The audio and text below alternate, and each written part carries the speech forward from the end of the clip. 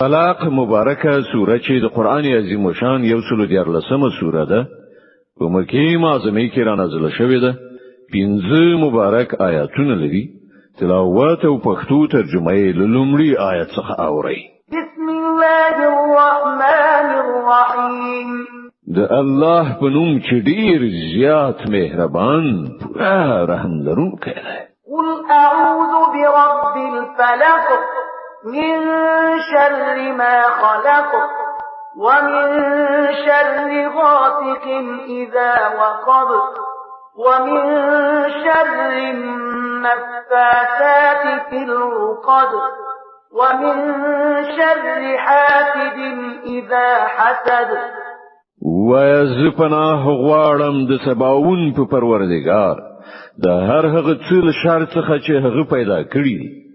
او د شپې د تیارې له شر څخه چې کله هغه خورشي